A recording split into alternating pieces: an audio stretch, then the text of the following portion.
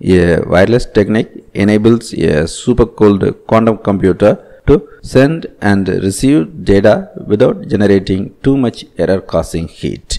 Heat causes errors in the qubits that are the building blocks of a quantum computer. So, quantum systems are typically kept inside refrigerators that keep the temperature just above absolute zero, minus 459 degrees Fahrenheit. But quantum computers need to communicate with electronics outside the refrigerator in a room temperature environment.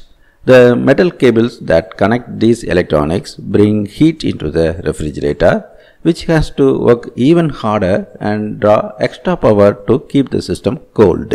Plus, more qubits require more cables, so the size of a quantum system is limited by how much heat the fridge can remove.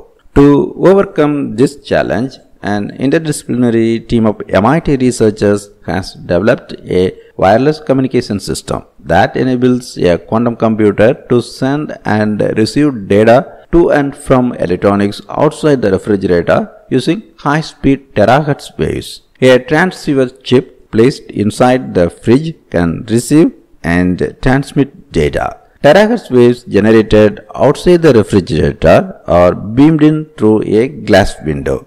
Data encoded onto these waves can be received by the chip. That chip also acts as a mirror, delivering data from the qubits on the terahertz waves it reflects to their source. This reflection process also bounces back much of the power sent into the fridge, so the process generates only a minimal amount of heat. The contactless communication system consumes up to 10 times less power than systems with metal cables. The researchers' quad transceiver chip, measuring about 2 millimeters on each side, is placed on a quantum computer inside the refrigerator, which is called a cryostat because it maintains cryogenic temperatures. These super cold temperatures don't damage the chip. In fact, they enable it to run more efficiently than it would at room temperature.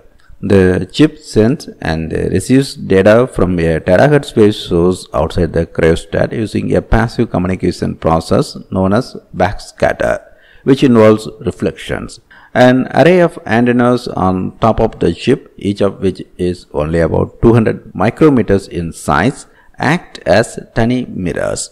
These mirrors can be turned on to reflect waves or turned off. The terahertz wave generation source encodes data onto the waves it sends into the cryostat, and the antennas in their off state can receive those waves and the data they carry. When the tiny mirrors are turned on, they can be set so they either reflect a wave in its current form or invert its phase before bouncing it back. If the reflected wave has the same phase, that represents a 0. But if the phase is inverted, that represents a 1. Electronics outside the cryostat can interpret those binary signals to decode the data. This backscatter technology is not new. For instance, RFIDs are based on backscatter communication. The researchers say that they borrow that idea and bring it into this very unique scenario. The data are transmitted using high-speed terahertz waves, which are located on the electromagnetic spectrum between radio waves and infrared light. Because terahertz waves are much smaller than radio waves, the chip and its antennas can be smaller too, which would make the device easier to manufacture at scale.